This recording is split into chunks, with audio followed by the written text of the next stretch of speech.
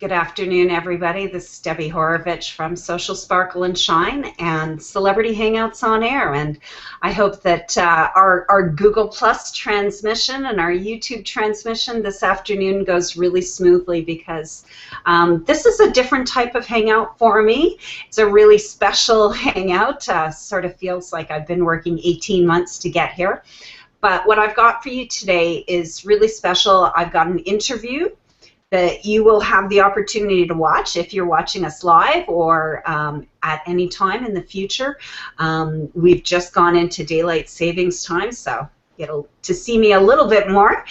And what I'm really, really happy about today is that I have the opportunity to have a discussion with Rodney Washington, who's been with me on this incredible Google Plus Hangouts on Air journey really right from the start. And so Rodney reached out to me about a week and a half ago and said that he wanted to give me a video testimonial of the work that he's been doing on Hangouts on Air and with me and within the Celebrity Hangouts on Air training program. So I'm super happy to have Rodney here and to have him, you know, sing my praises. How could I turn that down?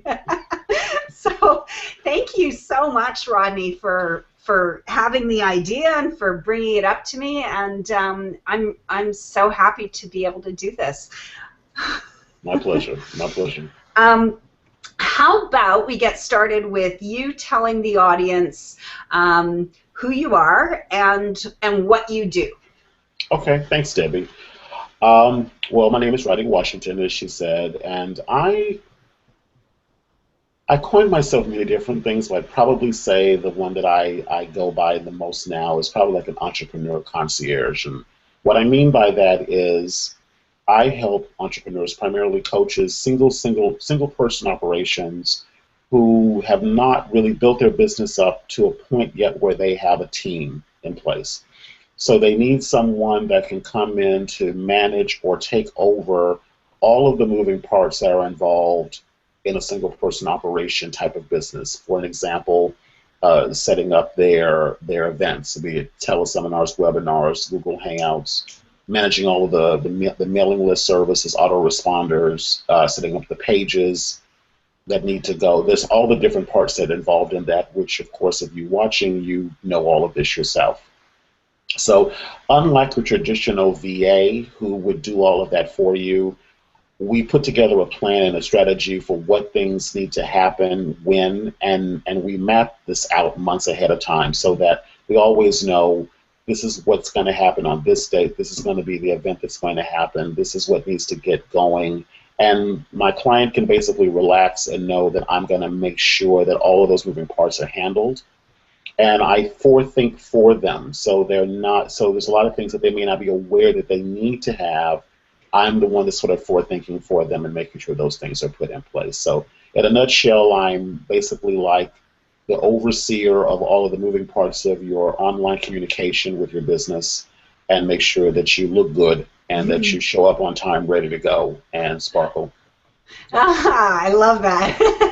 The czar of sparkle. Add that one on. It's my resume, the czar of sparkle. I like that. I love it. I was just thinking you're like the czar of communications, but then you threw in the sparkle, so that's perfect. It really, it's one of those things where I think for a lot of us, and I'm one of those types of entrepreneurs who I need someone who's like my best friend because I need them to get me and I need them to get my business and who I need them to get my customers and actually care about my customers when they take on these roles for me.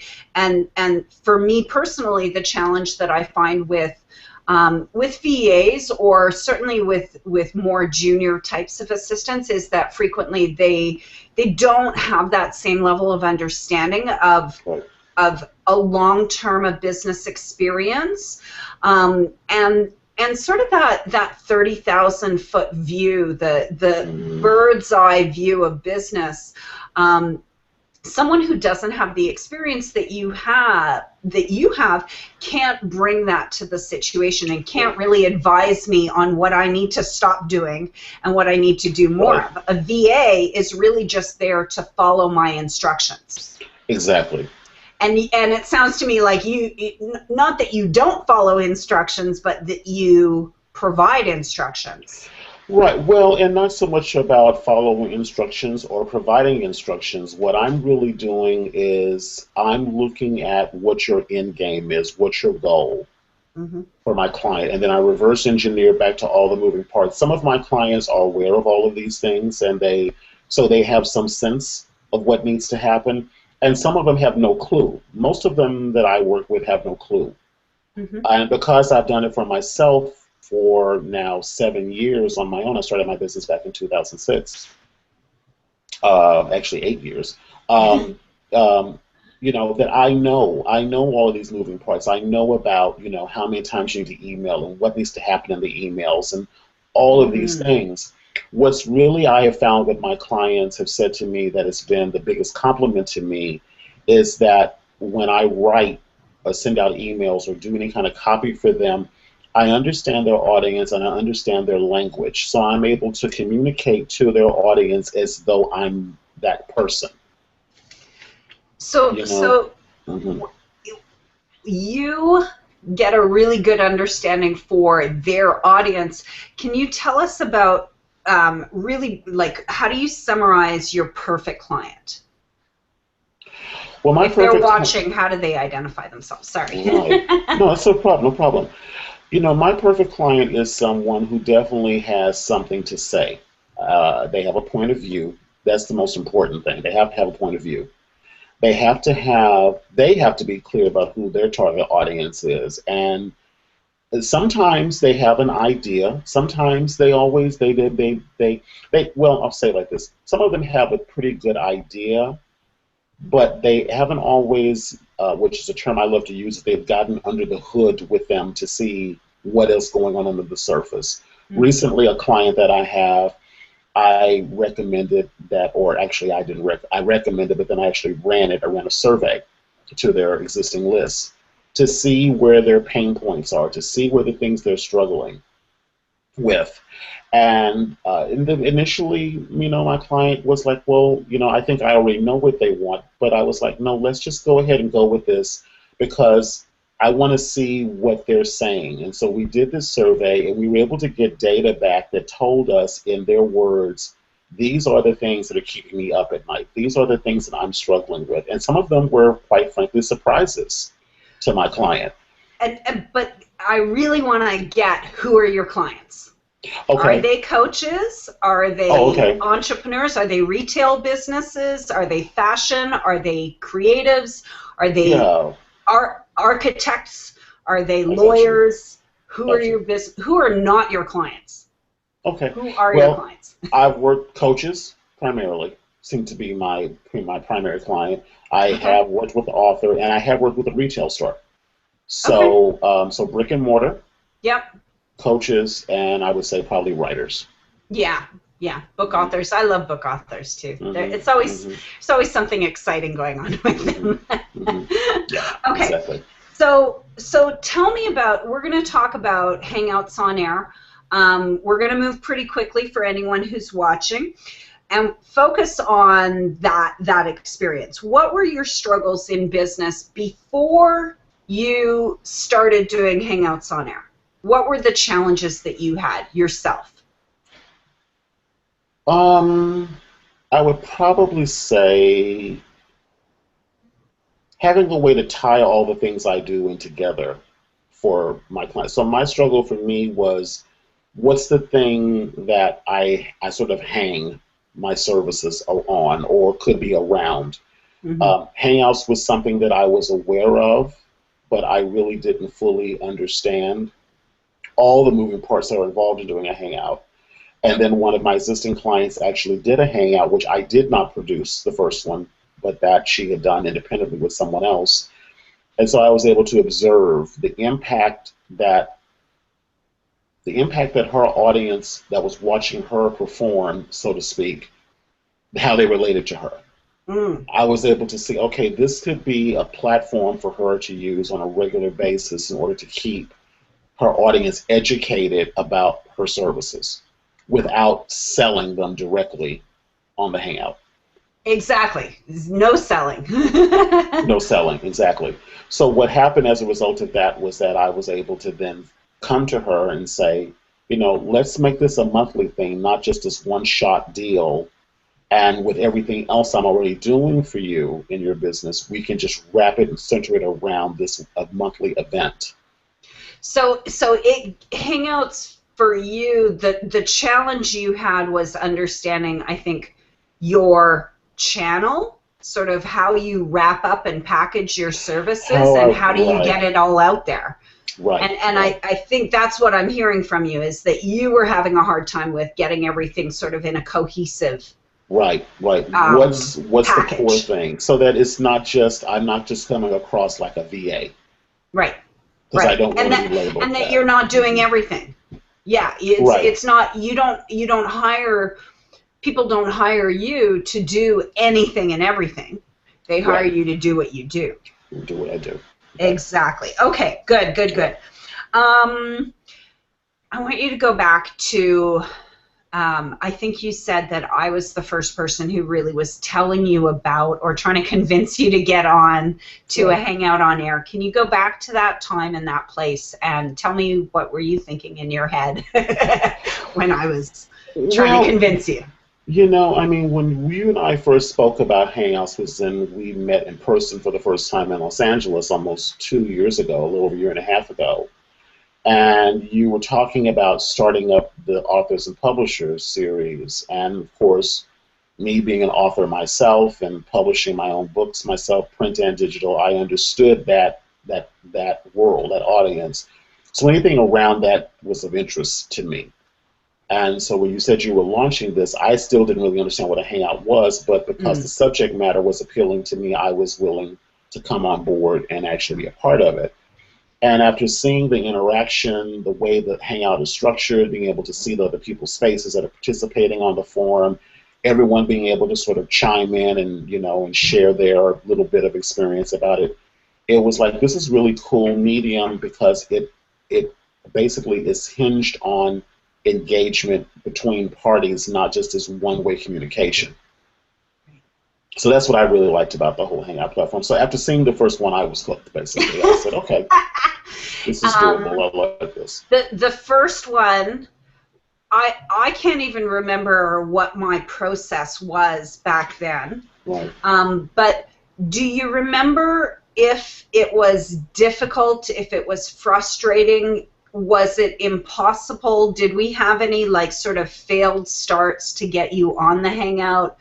Or what? I can't even remember. Sometimes it actually is really difficult to get people on, but I think generally the process now is, it's not, I find it's kind of like jumping in the pool and you know how to swim. You already know how to swim when you jump in the pool. Right. Well, for me, I didn't know. For the first one, to answer your question, no, I don't remember any hiccups that happened on that first one. No. Okay, well, good. I was hoping you might, but okay, if not, that's okay. No, I have nothing to say. I remember the first 2 book authors and publishers Hangouts were just, for me, they were magical. You were actually on the second one. And it was so, it was just so exciting. Everything about it, I was like, oh my God, I can't believe I just had a half dozen book authors in my home for an hour and a half talking to me alone. And of course, it wasn't me alone. But so my next question for you, Rodney, you were really instrumental with me in really getting the momentum going with the celebrities on the Hangout. It was, I would credit you for inspiring me to go out and share the video from December freely, which the next day was seen by Guy Kawasaki, and he was the first celebrity who asked me the next day after you said, go out and be your inner rock star, let your inner rock star out, or whatever it was you said to me. And then the next month, so we had booked Guy Kawasaki in December, Right. He booked very, very quickly. I think it was overnight. He might have seen the video. I posted it the day after we recorded, and then by the next morning, I had him booked into the next month. So it was extremely fast how quickly it happened. But as we were leading up to recording with Guy Kawasaki, or perhaps just after that recording, you mentioned to me one point, I started saying, I think, well, who can I get now? Right. Now that I have video with Guy Kawasaki, or now that I can say I'm going to be doing a hangout with Guy Kawasaki, I want to leverage it, whether it happens or not. I'm going to use his name until the day that he cancels, if he's going to cancel. I'm going to get every ounce of value as I can out of it. You came to me and said, I think that Chris Guillebeau might be a fit for the show. Mm-hmm. I didn't know who Chris Guillebeau was at the time, but and there are many awesome small business and startup type of book authors. Chris is the author of The Art of Nonconformity and the $100 Startup, and of course now I'm absolutely in love with everything he does. He's brilliant, but this happened as a result. So tell me about what I really want to find out is what you were thinking for yourself. Like, we do things because we're going to get benefit out of it. Right. We do things because it is of value to us. So when you offered to me, like, it wasn't your hangout, you were a guest on my hangout. And you were an active participant, and I loved having you as a guest, but what made you take that extra step and really want to get more involved in my hangout and offer your contact to Chris Guillebeau? Right.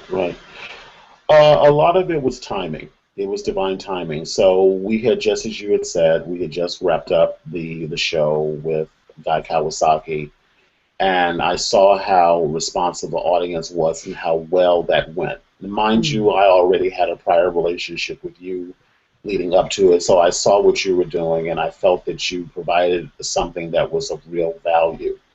So Chris, to wrap it up around the question around Chris, it was really divine timing. It just happened to be that at the time that you were in pre-planning of the next authors and publishers hangout, Chris was going to be in the area where I live, which is Santa Cruz, California. He was going to be coming here for a visit, and I already knew him, or he already was aware of me. I was more to the point. We had met in Los Angeles when I lived in Los Angeles about a year prior. And the way that we connected there was, I'll just say it was memorable. I'll put it like that. So anyway, so I had a strong feeling that he would definitely remember who I was. Now, mind you, this man travels around the globe. He meets millions of people. So, but I felt that the way that we met the first time in person was memorable enough that if I approached him again, he would know who I was. So that was the first thing. So I went to his reading. He had just launched the $100 Startup. Came out to Santa Cruz, as I said. I went to his reading. I went to his book signing, and to show how great his memory is, when I got there to the location, there was probably about 200 plus people at his reading, and I was sitting way in the back. And he had happened to walk past me on the way to the men's room, saw me from a year prior, recognized me, and he said, "What are you doing way back here?" And I was like, "Well, because you're popular and I was late." Yeah, which is honest. Which is honest. And otherwise, you would have sat up at the front. Exactly. So he was like, no, come with me. So he walked me up to the front and got me a seat right up next to his people, so to speak. And so, like I said, he already had met me before, and it was under kind of a similar situation. So, again, I was basically parlaying off of a prior relationship that I had with him, which was actually a one-time meeting. But he remembered me enough to invite me again. So what happened was we ended up going we ended up going out for drinks or something with a bunch of people after the reading, and I said, you know, I'm participating in this platform called Authors and Publishers Hangout. We had Guy Kawasaki on there last month, and I'd like to invite you to come on. And you know, authors always want to have an opportunity to promote their book. So, you know, but I knew that he had, you know, I knew his work enough to know that it wouldn't just be like a promote fest. I mean, I knew he would provide value to the audience as well. So I basically just asked him flat out. I said, you know, would you like to come? I says, I'll send you the link to the prior show. Take it out. When he heard that Guy Kawasaki had been on there the month before, I think that was enough to say, you know what, this is something that I should pay attention to because, you know, it's legit. Guy Kawasaki is no slouch. So, yeah, exactly. So basically, he was hooked. He said, yeah, fine, we'll do it. It's great. I'm all in. And that's how it basically happened. So it was leveraging relationships, which I love to do, and putting people together. So I knew you. I knew what you were doing. I knew him. I knew what he was doing. And I like to be that intermediary that joins two good things together. So that's how that really all came about. Well, and there were so many benefits that came out of it because, I mean, clearly you strengthened your relationship with me by bringing me an awesome, amazing guest onto the show. You helped strengthen my relationship with my entire community. You strengthened your own relationship with Chris Gilbo by bringing him the opportunity, to come on my show, which also gave him the opportunity to first be introduced to Dory Clark, who's the writer for Forbes and Harvard Business Review, who a few months later profiled Chris in an interview on Forbes.com. Right. So would you say it strengthened your relationship with him? I do. I believe so. And as I said before, you know, at my core, you know, I mean, we're talking about, you know, New York Times best-selling authors and this kind of thing, and that's all well and good and fine. But at my core, I always enjoy putting good people, as I said, together. So that's really what gets me jazzed up. So when I see someone over here talking about something or doing something, my mind's like a little Rolodex. It's like going, oh, well, you know what? I think that might be a good fit.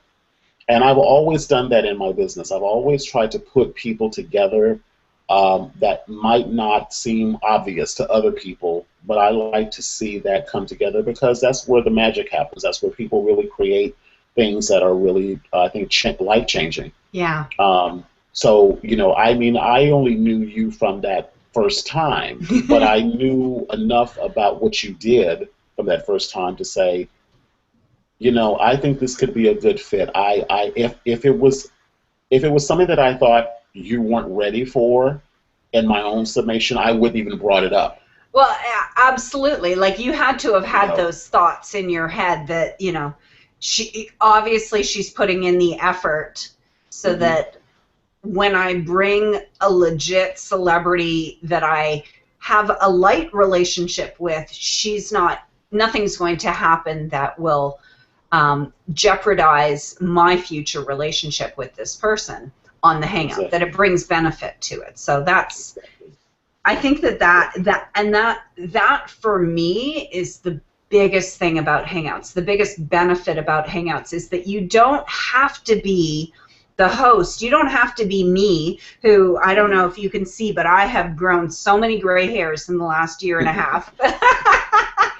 No more than me. I was not an event planner in my past. Right. I was a media planner, which is still a lot of detailed planning, but I was like, I would avoid planning parties. I would avoid planning events for the life of me. And now I'm back. That's totally what I'm doing, is planning events. I'm planning parties. I'm planning launches in the format of the Hangout on Air. And that, you know, like, creating connections between people, that's what Hangouts does best. It is not the best for a webinar. I think that there are other platforms that are better for webinars. It is probably not the best for a town hall call. There are probably other platforms that are better for a town hall call. you know, there's all sorts of other platforms that you can use for all sorts of other tools, but when you want to really create that conversation that connects people face to face and lets them have a conversation, that's where I love Hangouts. Right, right. Okay, so let's move on now to fast forward about 8 months. I went through a whole bunch of celebrities. It became a real kind of starfucker, sort of. Hope don't offend anyone with my language, but that's what we call them in Toronto. Is you know, people who are always name dropping. In Toronto, we have the Toronto International Film Festival, so we have a lot of people who become starfuckers around September and around film festival, because you start going to specific restaurants where you know you're going to see Hollywood celebrities. And you start just leading your life around, you're going to have celebrities around you. And so I went through a whole series of celebrity book authors on book authors and publishers. And then over last summer, I really developed the outline for the training program for Celebrity Hangouts on Air. I didn't know really that that was what it was going to be called, but I knew that the big thing that was different about what I was doing from all the other Hangouts that I had seen, of everyone else's Hangout that I had been researching, was that I was focusing on bringing big names onto your Hangouts so that you then have the strong foundation to bring anyone else into your Hangout for any other thing. Right. So Celebrity Hangouts on Air was born really as a planning program. I think I say about 65% of the content focuses on your pre-Hangout planning activities, and really only a small percentage is on the actual Hangout on Air itself and the post, what you can do with it afterwards, because that will always change and grow, and we can always add to that and charge more hours and more money for that. But it's really, there's a limited amount of time that exists in the universe before your Hangout on Air event happens for you to optimize and to plan. So what about, now I created the 6-part training. It's the basic training in 6 parts of video. You mentioned before we went live tonight that in all authenticity and all transparency, you didn't actually go through the entire 6-part training. Bad student. I don't mind, actually. Like I said, I think it's even a testament, because of the fact that you're now producing Hangouts on Air professionally for your clients, that the training and that what I discussed was in some ways hopefully inspiring. But I don't want to put words in your mouth. What I'm hoping is you can maybe give, you know, sort of what your feedback on the training, like if you were to review it, just the training itself, what would you say was good about it, or, you know, who would it really, really work for? Okay.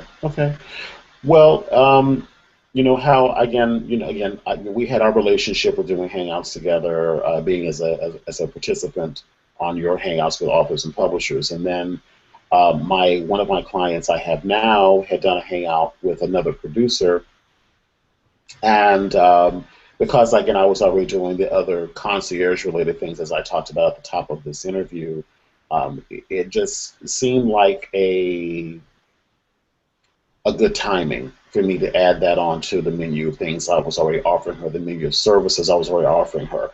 Now, the timing of it was, again, it goes back to that word timing again. So you had just launched the publisher of the Celebrities on Air course, training course, and basically my client said to me, because she was aware of your training as well, because you had been a participant on the Hangout that she was on, that she ran the month prior. Right. So again, she said, you know, what do you think about you taking over and adding this onto your menu? And I said, well, Debbie's starting this training course. Let me go on and, you know, do some of it and get some of the familiarization down with the tools, because I'm a typical guy in the respect that I don't like to read the manual. I'll be really honest about that. It's hard for me to get through training courses of any kind, which is funny because I like to create them sometimes. But Yeah, but it's like I like to learn enough to be dangerous, basically, and so and I've been that way with pretty much everything I've taught myself how to do. But basically, I want to get what's the nuts and bolts. What button do I press? How do I get people on the call? How do I get this thing going? Because my goal is to get the show done. So what I got from the program was basically the nuts and bolts about what to do to essentially get the show produced, because it was like a short lead time. I think she was doing another hangout within a week or two of you launching the program. So I had to kind of go on and get enough quickly and move. Now, what happened as a result of that was I went straight from doing the program into, starting the next one, because we did get a nice response to the first hangout. What I've since learned, and maybe this is where I need to go back and watch some more of the videos, is that there's so much more of what happens post hangout. Because my focus was solely is pre-hangout, though, because you're everything you do post hangout, the first few episodes becomes the fuel that feeds your future hangouts. Right. It is a series of shows that you're creating. Sorry to interrupt, but no, it's fine. So so that was the thing that I really have now come to the realization is that because I think at the time we thought this would only be probably a one-time event, even when I did it. Yeah. And it was pretty obvious after the first time that we were going to start doing this as a monthly thing. So it's become about refining the processes. Getting the people involved earlier on so that we can get the word out faster. Those kinds of things. So it's been a lot of other things that I, quite frankly, just didn't really fully understand, although I'm sure you talked about them all. I just didn't really fully get it because I wasn't as good a student, as you said, as I should have been. And watched all of the training. You're getting amazing results from the action that you're taking. And that you still have access to all the training, the videos. Have you used any of the templates that I've put up in the community since? Now, I launched the website in the community after we finished the live training, so you may not have even really had a chance to go through and. Yeah, I mean that's the part of it's so funny with me, Debbie, and it's not about the program at all. No. I'm this way. I have so many different programs that I sign up for, and like I said, I basically kind of go in and go, okay, I need that piece. I know chapter 1 and 2 is talking about this, but right now I need chapter 3. So I'll read chapter 3, do chapter 3, and then I'll kind of come back to the other stuff later on when my mind is clearer around it. But so to answer your question about the templates, to my recollection, I kind of did. So although I modified my own template for myself in regards to remembering all the moving parts I had to do. So I have my own checklist that I created, and I think I had suggested that to you. I had said, if you have and I know I did. I said we were talking about the checklist for the lead pages. Right, the checklist for what to do to get the thing going. Yeah. And yes, that's right. Yeah, remember you did tell me. Yeah, Absolutely. I said if you have a checklist that tells me, and that's what I published. And that's what, so guidelines for a stress-free Hangouts on Air. That's it. But nobody reads those checklists. Everyone I send them to says, "Whoa, it's way too much detail," and I'm like, "Okay, well, here's 2 steps then." Right. You can get the long checklist with 30 steps, or you can get the short one with 2. And I don't know how to bring people in between, but we'll move the conversation on. Well, and I know you want to move on, but I do want to just put this one caveat onto this, because again, it's not about your training at all. I think that as people who do a lot of online management of things like I do, there's so many steps to every single thing that needs to be done, is that I think sometimes we get overwhelmed and we're just trying to get to what's the 1 or 2 at the most 3 things I can do to get this to go. And so I think that when we look at it and we see there's 10 steps to do, because that list is only one piece of it. There's another whole other set of things like you had talked about, lead pages and those things. There's 10 steps to that too. So at least. So with everything that if there's 10 steps for it, anywhere we can cut it down to make it, 2 steps to this and 2 steps to that, it makes the whole process work a lot smoother. Mm-hmm. For us. So I think it's just that I think it's not that we're lazy, we're just overwhelmed. No, I mean, I think that there will be value for most people, I would hope, who get into the community, who have access to the training. It won't work for everyone, but really it's just about what works for you, what Right. you like about it. Right. Will, for some people, will resonate. That's why I just want you to say what you like about it, because then they'll go, oh, okay, that's enough for me. Yeah. No, I mean, if you need to get going with this quickly, and this is something that's you've been thinking about doing a hangout, I think your training is perfect for that, because again, from scratch. Yeah, it gets you going pretty quickly. And had to deliver. It wasn't like it was my own hangout I was doing for myself. I was being paid to do this hangout. Yeah. So I had to make this thing happen. And so what I'm saying is that if you have clients like I do that are looking to you to possibly produce these for them, this training can help them get that done. So absolutely, and there are all sorts of problems that can come up on a Hangout on Air that you really can't anticipate, and we really get into it. We've got a whole section on how to deal with the problems that come up and the technical problems, right. And even flushing out the technical problems that happen with Google Plus and Hangouts on Air and just live streaming web video. Even that is a whole other area of teaching that I really do focus a lot on. I focus a lot in this training on making it easy for your guests and making it easy for your clients, so that you, as the professional producer, you do take on all the stress, you take on all the details, you take on all the little small stuff, and you make it easy for everyone else, and they pay you handsomely to do so. That's the dream outcome for everyone on this program, of course. Okay, so where were we in these questions? I have a few more questions for you. So that was about now would you say, how would you say offering Hangouts on Air as a service in your business has changed your business? In some respects, it's a little early for me to be completely to give you concrete answers to that, but from a predictive space where I'm at with it right now, I can clearly see how I can create opportunities for my clients and future clients that aren't even fully aware that Hangouts exist. For me, it's like I see clearly the value that this series I'm doing for my existing client is getting from it. It's giving her a chance to demonstrate her expertise in a way that she only could get if she was doing this presentation on stage. Right. In a physical stage, I mean. Right. The Hangout gives her now a global stage that she really gets a chance to shine. The thing which is so unique about this situation is that this person's a natural performer. I mean, video and live presentation is completely her genre. It's where she needs to be.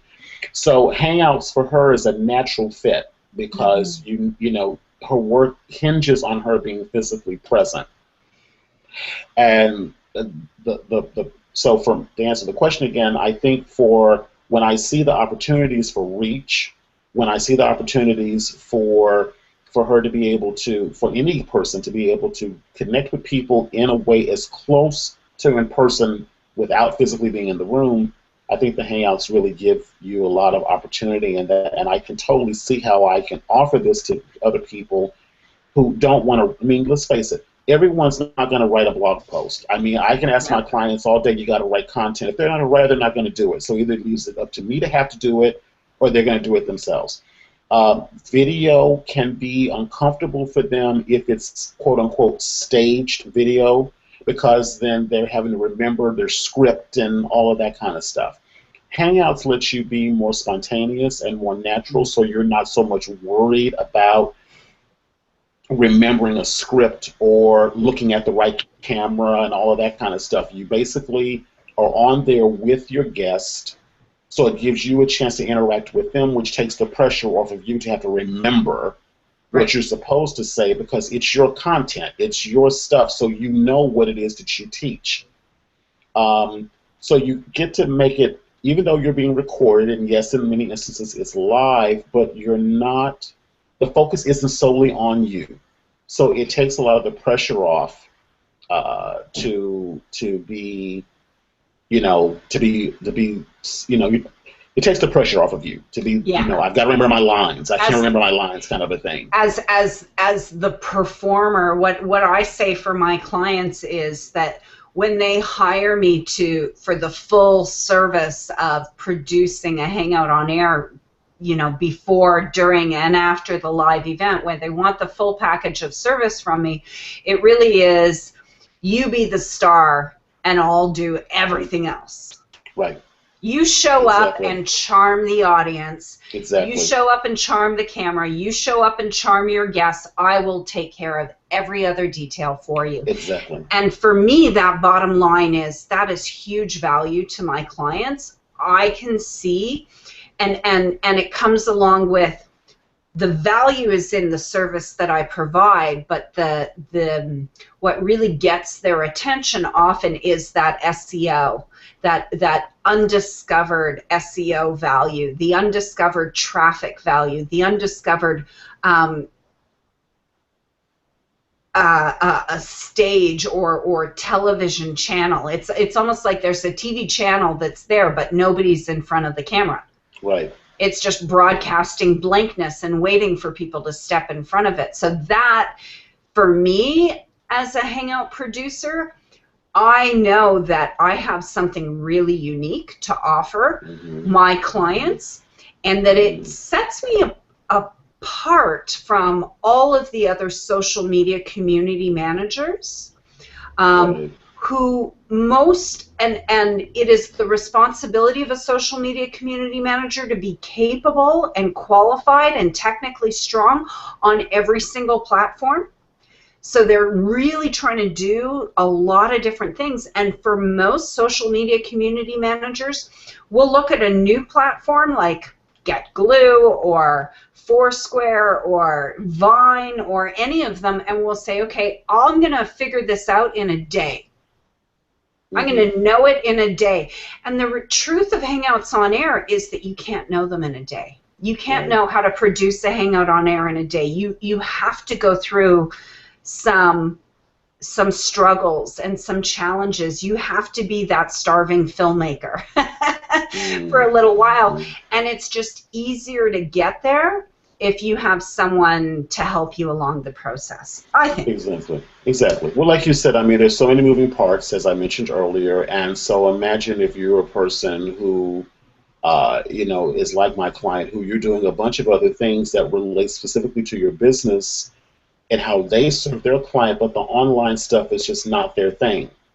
So they're going to miss a lot of opportunities to leverage that content beyond the producing of the content, because they're not thinking that way, and it's not their job necessarily to think that way.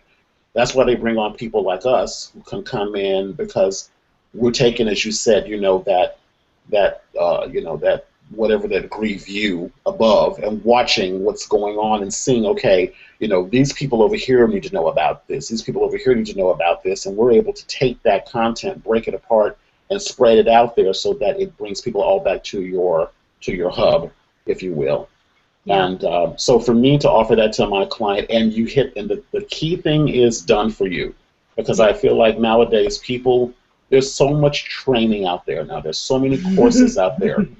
And I know for a fact that there are people that got bookshelves filled with courses and DVDs and videos that still doesn't even get broken on the package. Right behind me. Yep. And they're overwhelmed by all of this stuff. So if there's someone that can say, listen, I've got all this stuff here, I know where all the moving parts are, I know how to make this fit for you, and create a strategic plan to help them to get results, that is beneficial in a way that I don't think a lot of people really fully understand. They're still focusing on the do-it-yourself model, which is has value, Well, but if and you that's, can offer, of course, we have the do-it-yourself available there, and I think that that's, for me, that's a really important distinction about how I'm structuring the offers under Celebrity Hangouts on Air. It's really important to me. Like you, I have purchased thousands upon thousands upon thousands of dollars worth of training programs and courses, mostly in the last 18 months, because I knew that I would be getting to a point myself where I would be creating my own, and I wanted to have a broad understanding of the spectrum of prices and structure and what sort of value is offered. And really, that's the thing that I've realized, is that a do-it-yourself model is great, but only for some people. right? And for more people, and do-it-yourself is great only for some people and only for some situations. I don't think that Google Plus Hangouts on Air producing is really a great place for do-it-yourself. It's kind of like do-it-yourself psychotherapy. Right? Is it really the best place? Like, are you really going to get the benefits that you want when you're doing it yourself out of a book or watching television shows about psychotherapy? And it will work for a few people who are really determined to make do-it-yourself work, and who are really determined to not only read the instructions but then also take action. But I was on a tweet chat 2 weeks ago where I was talking about Google Plus Hangouts on Air for Atomic Chat, and I got into the question of exactly how much time does it take to plan your Hangouts on Air? How many hours do I put in to produce my various Hangouts on Air? And right from the start, Sparkle SOS Book Authors and Publishers has been 25 hours per episode or more of planning effort. And that's everything all inclusive. That's all the sharing and promotion and links and getting people to be on the show and taking phone calls before and afterwards. About 25 hours per episode. And then on the and that show, Sparkle SOS Book Authors and Publishers, did really well. It became the foundation for my whole Celebrity Hangouts on Air. And all of the publicity that I'm getting and the big clients that I'm getting for Hangouts, it was really that happened. Crap, I'm just losing my train of thought. I hate it when that happens. I don't know if it'll come back to me. We'll go on to the next question if you want, and then we can come back to it. What I was going to say was, what happened, the tweet chat that I was on was the Atomic Chat tweet chat, and they're a fairly large tweet chat on Monday nights at 9 p.m. Eastern. I've been a guest of theirs a number of times where I've spoken about LinkedIn strategies and now Google Plus Hangouts on Air. And it was funny to me because I got into comparing the hours of, I know that most of the people on that tweet chat are social media community managers. So they're looking at me and my training as, can I do this? Right. And I wanted to give them my truth in behind, me as a professional. Here's how many hours I truly put into each Hangout. So Sparkle SOS Book Authors and Publishers is about 25 hours minimum per episode, and it did really well. That became the success one. Social Media Coffee is about 3 hours a week, and times 2 because it's both myself and a co-host, Michelle Stinson-Ross. And with that show, we have achieved absolutely bucka. We've got absolutely nothing out of it. We get no viewers. We have no sponsors. Half the, it's a mess. It's a weekly show. So we're way overproducing content for way too few viewers, and we put in in total about 6 hours per episode.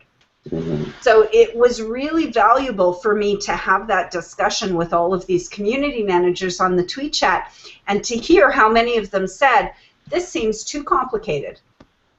Which is perfect, because that's exactly what I want social media community managers to say is, listen, I've got a lot on my plate already. We do need to do Google Plus Hangouts on Air for this brand, for my employer, for my client. But I have too much on my plate to take on this huge thing that could, you know, if I don't put in enough time, if I don't have the finesse or the confidence about how I'm planning it, it could actually be a suck on my client's time and energy and money. And if we put all the attention if we put the client's attention on doing this new Hangout on Air and it doesn't actually produce, it's going to be my fault. So it was good for me to hear them saying, listen, this is too complicated, because that is the door open for, yes, that's why and when you need to hire a professional Hangouts on Air producer. And you as the social media community manager need to get on board with working with us, because we're going to make your life easier when your employer or your client is paying us to help you out.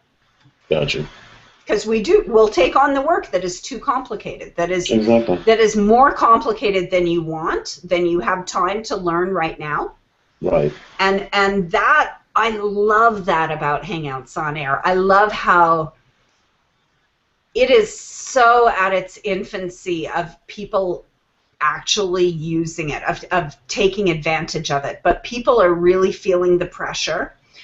Because the bottom line now is, if you care anything at all, if you are a brand or a marketer who cares anything at all about Google, and I don't know anyone who can't say that they have, you know, a financial vested interest in how Google sees them, right? Everyone cares about Google. And the more important Google is to you, the more money you spend on search engine marketing, AdWords, and the more money you spend on search engine optimization, SEO, the more important it is that you should be doing a Google Plus Hangout on Air, and that you should have it properly produced and planned so that it's not a disaster for you. Right. Right. And that's where I am these days. So, okay, so we've been talking for a while. We're gonna let you all go. Thank you so much, Rodney, for the conversation. Absolutely, my pleasure. It's always great to hear from you, and I'm just so thrilled to see the successes that you're having. So everyone in the audience, this will be the first. You know, Rodney, you can find Rodney's Hangout with his clients. He's at getpaidforyourcreativity.com. Rodney is producing Google Plus Hangouts on Air for his clients. So if if you're looking at me and you find me either, maybe just not quite a fit for you, or I'm not in the right location, or my pricing is a little bit different, I encourage you to take a look at Rodney. He is, really one of the top students that's coming out of my program, and really using it and making it work for him. So or if you have questions about hiring me and working with me, you're free to reach out to Rodney and pick his brain, ask him the hard questions about me. I have no problem with it. I'm sure he'll be honest with you. And we're going to continue working together regardless. So reach out to me if you have questions for Rodney. You can find him at getpaidforyourcreativity.com. And I, of course, am at celebrityhangoutsonair.com, and I'll be adding some additional links to this video in the post-production. So thanks, everyone, for watching. Bye.